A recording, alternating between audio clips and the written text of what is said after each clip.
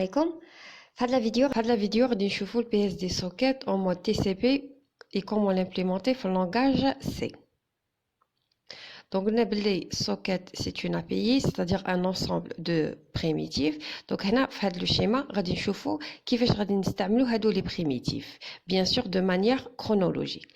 وهنا d'un autre côté غادي نشوفوا comment ils vont se comporter les deux programmes quand on va les doter de sockets. Donc la première primitive, c'est la primitive socket. Donc elle dit qui va permettre la création de la prise de courant. Jimoraha, la primitive bind. Il faut savoir que lorsqu'on crée socket avec la primitive socket, la première étape, cette dernière, elle est dépourvue d'adresse IP et du numéro de port. Mais elle n'a pas adresse IP ou numéro de port. Donc il faut faire appel à la primitive bind. هي اللي غادي تخلينا نعطو une adresse IP ou un numéro de port لهذيك socket. Bon, في هذا le schéma راكو تشوفوا بلي au niveau du programme P2 درت له البايند au niveau du programme P1 ما درتلهش البايند. علاش؟ parce que on a décidé que le P2 ce sera un serveur. Donc un serveur خصنا نعرفوا l'adresse IP ou le numéro de port. Par contre au niveau du client, c'est pas obligatoire, mais c'est faisable. On peut décider de l'adresse IP et du numéro de port تاع السوكيت au niveau du client. C'est-à-dire نقدروا نستعملوا هذه البايند هنايا نديروها juste après socket. Alors dans le cas où ما نديروش هنايا البايند au niveau du client, هنايا ce sera le système اللي غادي يمد adresse IP au numéro de port le socket تاع client. Alors une fois l'adresse IP et numéro de port attribué le socket au niveau du serveur, l'instruction suivante c'est listen. Alors, l'instruction listen, c'est une instruction propre au serveur. Donc, c'est grâce à la primitive, le programme P2 est un programme serveur. Alors, la primitive, le programme serveur en mode écoute, qui va le mettre en mode écoute. Dimoraha, la primitive accept. Alors la primitive accept, c'est une primitive qui va obliger le serveur à se mettre en mode écoute. Alors, هنايا هدرت على mode écoute وهنا هدرت فاني على le mode écoute. La différence بيناتهم, c'est que listen, elle va mettre le programme, le serveur en mode écoute mais passif. Celle qui va le mettre réellement en mode écoute, c'est la primitive accept, nous l'avons en mode écoute actif. Donc il faut savoir que la primitive, c'est une primitive bloquante, c'est-à-dire que le programme il va se bloquer, mais il va exécuter d'autres instructions, il va des demandes de connexion venant des clients, parce qu'un serveur peut accepter plusieurs clients à la fois. Donc à ce moment-là, le client il est en mesure ou il a le droit de faire une demande de connexion. Pour faire ça, on utilise la primitive connect. Donc, il faut savoir que la primitive, elle est propre au programme client. Donc, le programme P1 est un programme client. Une fois le canal est établi entre le client ou le serveur, donc les deux, ils peuvent passer à l'étape suivante, il y a le transfert de données. Alors, pour faire le transfert de données, il y a la primitive send pour l'envoi. Donc, indiru send d'un côté, de l'autre côté, la primitive receive. Ou idéalement receive, send plutôt au niveau du serveur. Donc, receive au niveau du client. Alors, il faut savoir que les primitives send ou receive ne sont pas les seuls primitifs qu'on peut trouver en langage C pour le socket en mode TCP. On peut trouver aussi write and read. Alors, une fois le transfert des données est terminé, donc il faut libérer les ressources, les numéro de port. Pour faire ça, on fait appel à la primitive close.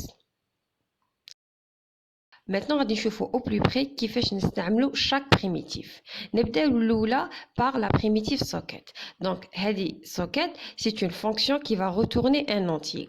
Alors, هذا l'entier يقد يكون -1, donc il يكون هنايا -1 dans le cas où une socket n'a pas été créée, ou supérieur à 0, veut dire que socket a été créé au niveau du programme. Ou l'entier qui est récupéré, le descripteur du socket. Ou si on veut vulgariser le terme, on dit le nom de socket. Donc, qui va représenter ce socket au niveau du programme. Donc, on va prendre l'exemple côté client. On déclare entier SD, on dit SD reçoit socket. La même chose, on dira au niveau du serveur INT-SS et SS va reçoit socket et bien sûr avec l'addition fonction avec 3 paramètres. Donc, on va les paramètres de la fonction socket. Alors, le premier paramètre, c'est la famille qui désigne la pile de protocole. On a plusieurs piles de protocole parce que qui est utilisé dans le réseau informatique ou le réseau internet plutôt, désolé, c'est la pile protocole TCP/IP. Donc, باش نقولوا بلي هذا السوكيت غادي نستعملها في la pile de protocole TCP/IP. هنايا في le champ famille نستعملوا le mot-clé PFINet pour désigner la pile de protocole TCP/IP. Sachant que la pile de protocole TCP/IP كاين زوج تاع les protocoles في la couche réseau, كاين IPv4 et IPv6. Donc, actuellement نستعملوا le terme PFINet pour parler de TCP/IP en utilisant l'adressage IPv4 ou nous PFINet 6 pour parler de la pile de protocole mais en utilisant l'adressage IPv6. Alors, si on veut créer des sockets pour le système Unix, on utilise PFUnix. Alors, on utilise le mot PF AppleTalk si on veut développer socket au niveau de la pile de protocole AppleTalk. On utilise PF et PX si on veut travailler avec la pile de protocole Novel Network. Et bien sûr, il faut savoir qu'il existe d'autres familles de protocoles. Alors, le deuxième champ, c'est le type. Donc, le type, on va déterminer le type de transport. Est-ce que le mode connecté ou le mode non connecté? Donc, pour désigner le mode connecté, nous avons le SOC stream. Le mode non connecté, nous avons le SOC diagram. À savoir que SOC stream et SOC diagram, sont définis dans les fichiers header suivants. Troisième champ, c'est le champ protocole. Donc, si on veut utiliser le protocole TCP dans le cas de la pile de protocole TCP/IP, donc on écrit IP proto underscore TCP. Et d'après le transport UDP, nous IP proto underscore UDP. Et si on laisse le champ est égal à 0, on va demander au système de choisir le protocole adéquat. À savoir que dans le cas de la suite TCP/IP, c'est-à-dire le cas اللي غادي نشوفوه وين غادي نستعملوا PFINet, غادي دائما نخلوا le dernier champ est égal à 0. علاش؟ Parce que la combinaison de PFINet avec SOCStream veut dire TCP dans la mesure où c'est le seul protocole en mode connecté la pile de protocole TCP/IP. Où la combinaison PFINet SOC diagram désigne le UDP, c'est-à-dire que le seul protocole en mode non connecté, la pile de protocole TCP/IP. Alors, actuellement, في بلاصة كلمة PF, أنا رانا نستعملو AF. Pourquoi? Alors, au départ, tout ce qui est AF veut dire address family ou tout ce qui est PF veut dire protocole family. Donc, nous utilisons le PF pour désigner tout ce qui est pile de protocole, c'est-à-dire on offre la primitive socket, ou nous utilisons tout ce qui est AF lorsqu'on parle d'adressage ou nous utilisons au niveau de la primitive bind. Actuellement, on a remplacé et on est en train d'utiliser tout ce qui est AF à la place de tout ce qui est PF.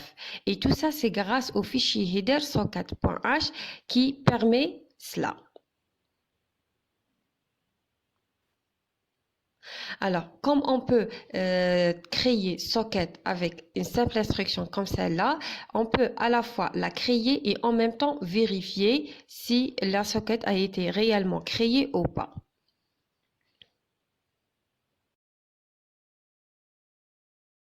la deuxième primitive utilisée, c'est la primitive bind. Alors, le premier est utilisé pour désigner de quel socket on va lui affecter l'adresse IP et numéro de port.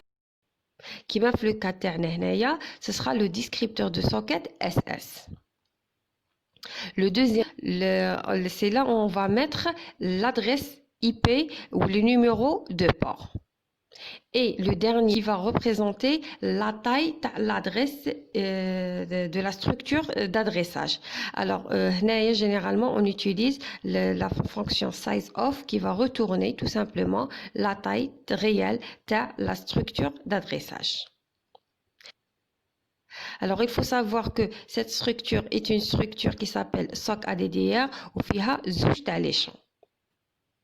Alors, il faut savoir que les API socket, lorsqu'elles étaient développées pour qu'elles soient génériques. Elle est générique pour qu'on puisse l'utiliser dans n'importe quelle pile de protocoles existantes. Donc, la création de socket, la primitive, elle était générique. Ou sauf la pratique, pour désigner quelle pile de protocole. La primitive bind, la structure SOC ADDR qui représente l'adressage, c'est une structure d'adressage générique. On les désigne par le schéma. Alors, comme au niveau de la pratique, c'est à ce moment-là on va désigner, on va spécifier quelle pile de protocole on va utiliser. Donc, il faut savoir c'est que au niveau de l'implémentation, c'est là où on va utiliser une autre structure pour parler de l'adressage au niveau du TCP/IP, c'est-à-dire la combinaison d'une adresse IP et numéro de port.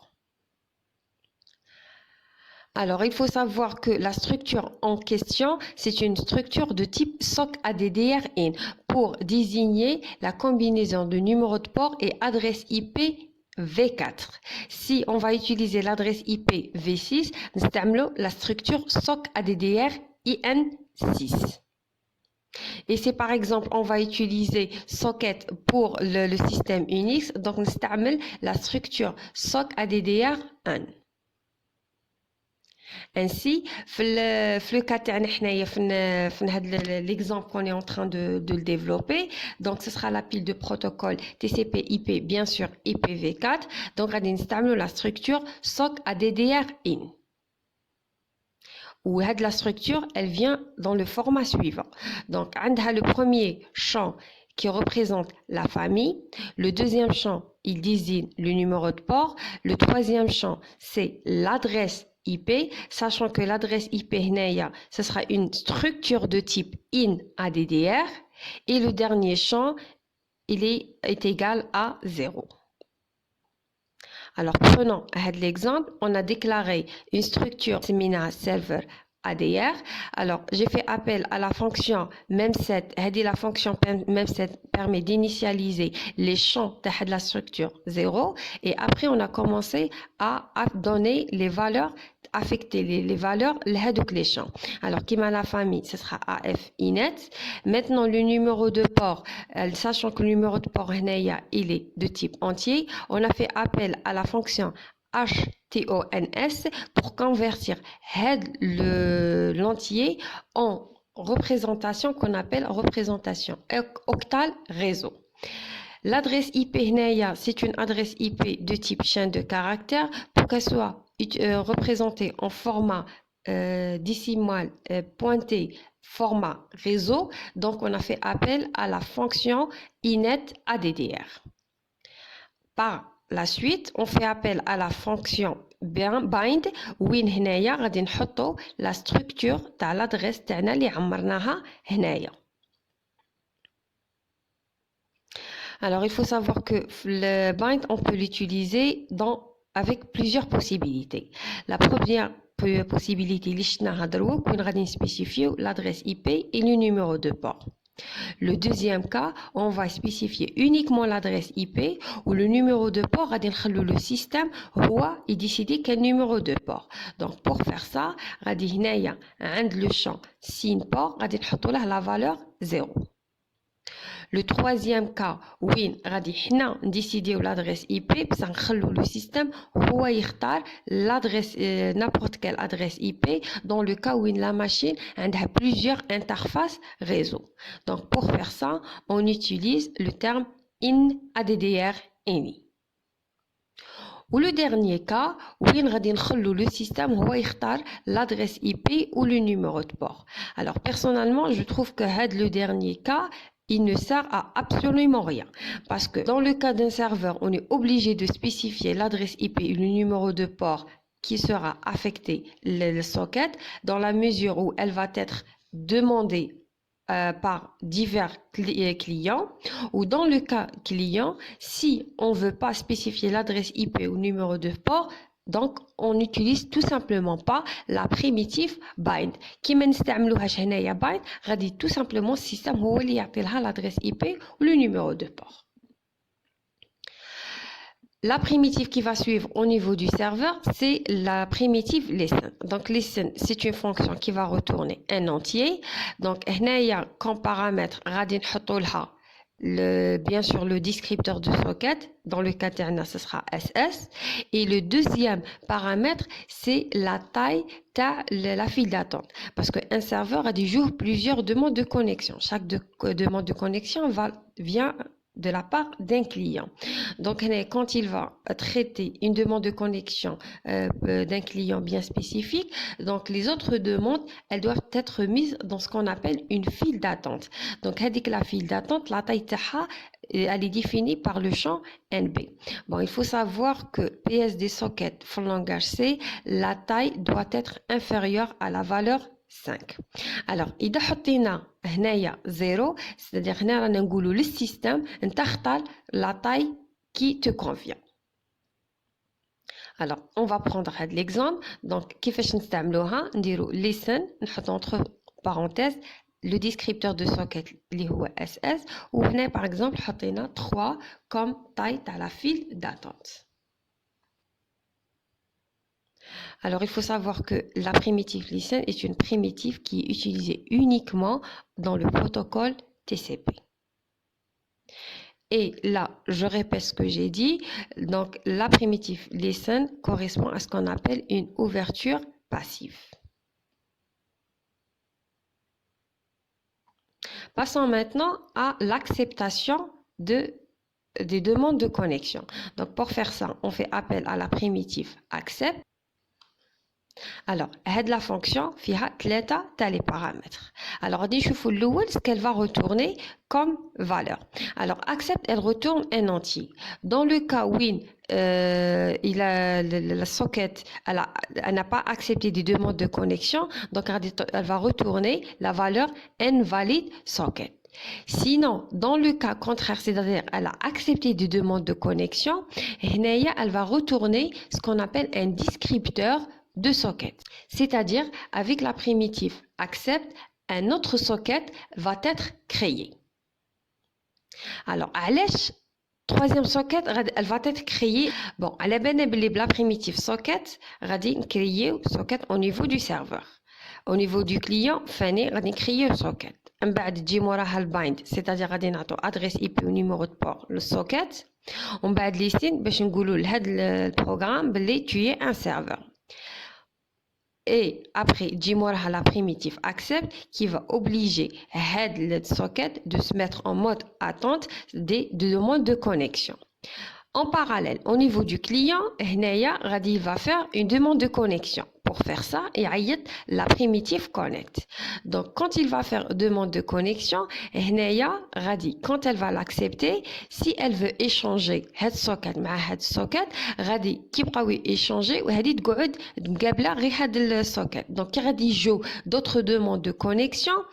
Le serveur ne pourra pas accepter ne pourra pas traiter d'autres demandes de connexion. C'est pour cela, accept, elle va retourner un autre descripteur de socket, c'est-à-dire elle va générer, ou plutôt cloner socket واحدة أخرى نعيطوا لها socket distant ou la sock distant اللي غادي تولي تكومونيكي مع هاد السوكت SD.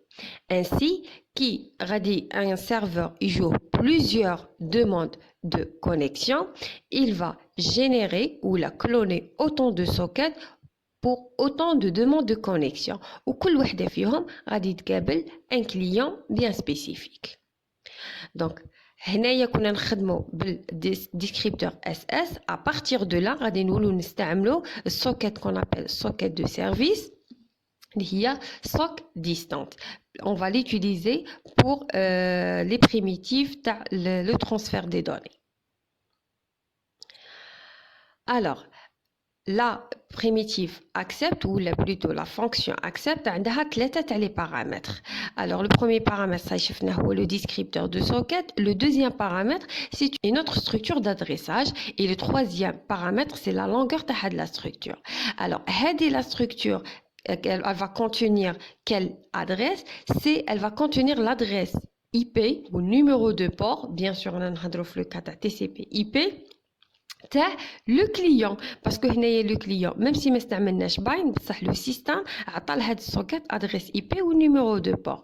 Donc avec la primitive accept, on est en mesure de récupérer l'adresse IP ou numéro de port qui a été donné à ce socket, où ils seront stockés dans la structure.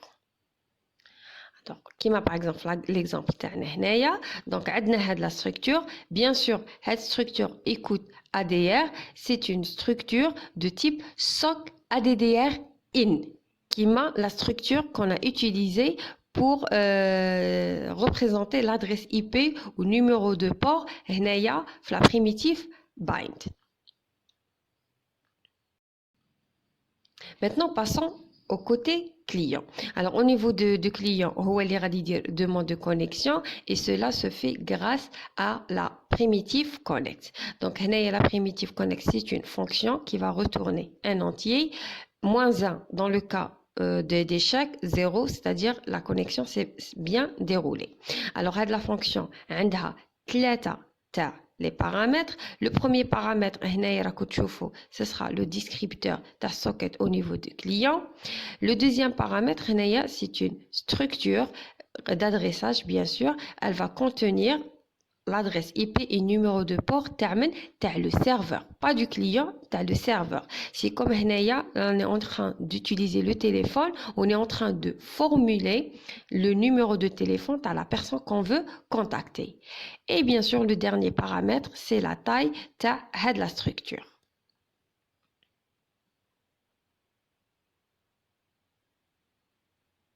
Alors, prenons l'exemple تاعنا. Donc, déclarer une structure ADR distante de type SOC ADDR in. On a initialisé l'échantillon à la valeur 0. Après, on l'a rempli. Donc, le protocole la pile de protocole, c'est AFINET. L'adresse IP, l'adresse IP, le serveur qui a été exactement attribué le socket et le numéro de port qui a été attribué le socket. Et on finit avec la fonction connect où on installe le descripteur de socket SD et la structure qui contient l'adresse IP ou numéro de port add socket. Alors, j'ouvre la petite parenthèse pour parler du numéro de port. Bien sûr, lorsqu'on va travailler et on va utiliser des numéros de port, on va utiliser le numéro de port dans la catégorie 3. Alors, pour ceux qui ne savent pas ce que je suis en train de dire, je les renvoie à la vidéo que j'ai faite sur les numéros de port au niveau de la couche transport.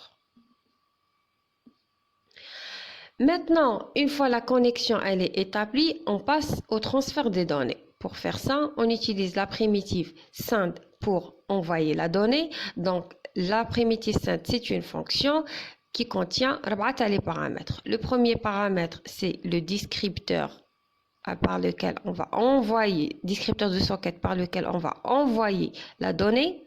Buffer, c'est un tableau de caractères qui va contenir le message à envoyer ou la donnée à envoyer.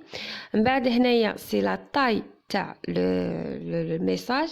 Et le dernier point, c'est le flag. Et le flag, c'est pour désigner la façon de transmettre le message. Alors, il y a 0, donc pour dire que ce sera un envoi normal, ou il y a MSG OOB, donc on va indiquer que les données, elles sont urgentes. Donc, كما هنا l'exemple, oui, déclarer un tableau de caractères message, حطينا فيه bonjour. Donc, on fait appel à la fonction send, نديرو SD, le descripteur تاع socket, le message تاعنا, la taille et le dernier paramètre qui désigne un envoi normal. De l'autre côté, au niveau du serveur, نستعملوا la primitive receive. La primitive, c'est une fonction qui contient elle aussi 4 paramètres. هنايا راكو تشوفوا غادي نستعملوا le descripteur de socket de service. صاي ما نزيدوش نستعملوا هادي, نولوا نستعملوا هادي. Le deuxième paramètre, c'est un buffer, c'est un tableau de caractères que j'ai déclaré. Bien sûr, je ne l'ai pas rempli, il doit être vide parce que فيه غادي تتعمر le message qui a été reçu. Bon, هنايا حطيت la taille 1024 et le dernier هنايا le flag عنده la même signification كيما le flag تاع la primitive send. هنايا ندير est égal à 0, c'est-à-dire une réception normale. Passons maintenant à la dernière étape. Donc, il faut fermer les sockets. Donc, il y a 3 sockets. Donc, il faut fermer les 3 sockets parce qu'elles sont en train d'occuper des ressources. Parmi elles, le numéro de port. Donc, la première primitive dans le cas de la fermeture, c'est la primitive close. Alors, la primitive close, c'est une fonction qui va retourner un entier et elle est définie dans ce fichier header. Donc, ما ننساوش هذا le fichier header نحطوه نزيدوه في البروغرام كي نبغوا نستعملوا هاد la fonction. Sauf que هاد la fonction عندها un effet assez brut sur la connexion. Donc, généralement, les programmeurs préfèrent la fonction shutdown. Donc, shutdown, c'est une fonction qui va retourner un entier, mais contrairement à close, on a juste les paramètres. Le premier paramètre, bien sûr, le descripteur de socket qu'on veut fermer, et le deuxième paramètre, c'est comment on veut fermer cette connexion.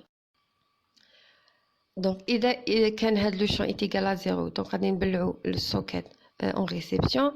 Et quand est égal à 1, on va la fermer en émission. Ou il est égal à 2, donc on va la fermer dans les deux sens. Et généralement, on utilise, bien sûr, 2.